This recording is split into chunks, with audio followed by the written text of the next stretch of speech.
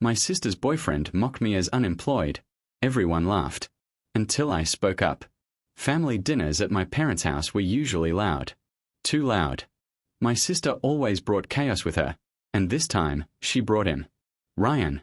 Perfect hair. Perfect smile. Loud confidence.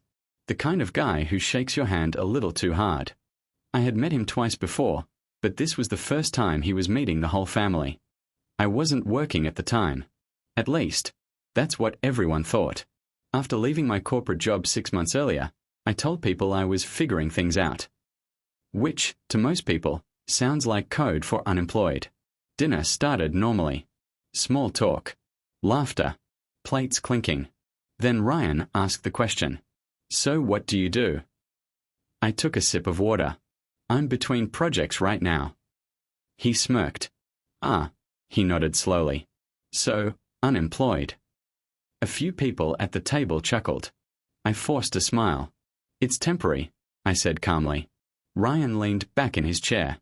"Must be nice though," he said loudly. "Living stress-free while the rest of us actually work." This time, more laughter.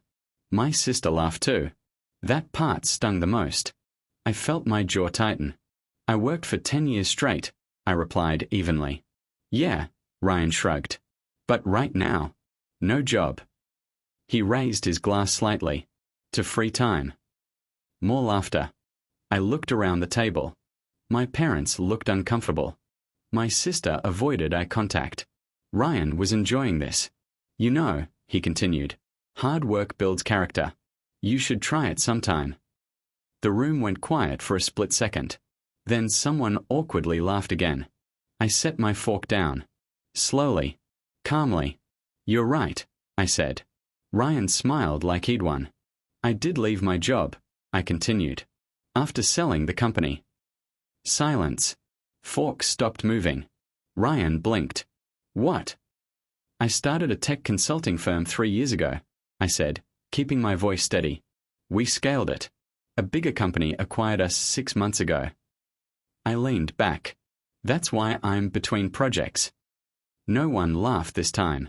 Ryan's smile faded slightly. "How much did you sell it for?" he asked, trying to sound casual. I shrugged. "Enough that I don't need to work for a while." My mom's eyes widened. My dad stared at me. My sister looked confused. Ryan shifted in his chair. "Anyone can say that," he muttered. I pulled out my phone. Opened an article. Local business journal. My name. Headline about the acquisition. I slid the phone across the table. Ryan picked it up. His face changed. The confidence drained. The color shifted slightly. He handed it back without a word. "I didn't mention it," I said calmly, "because I didn't think it mattered." The room was completely silent now. No one asked about the long nights. The loans. The risk, I continued. "But it's interesting how fast people judge when they think you're behind." My sister finally spoke. "Why didn't you tell us?" I looked at her.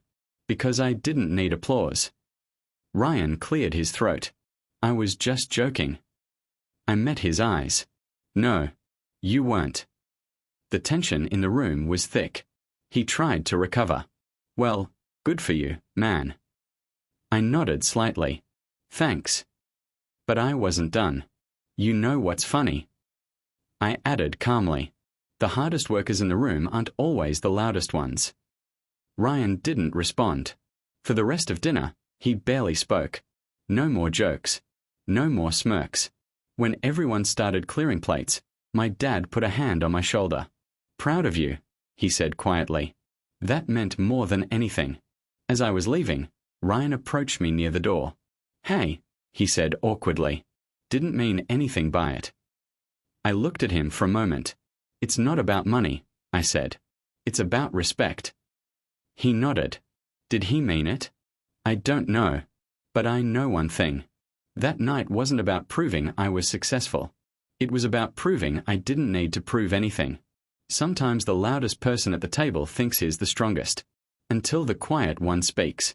And suddenly, no one's laughing anymore.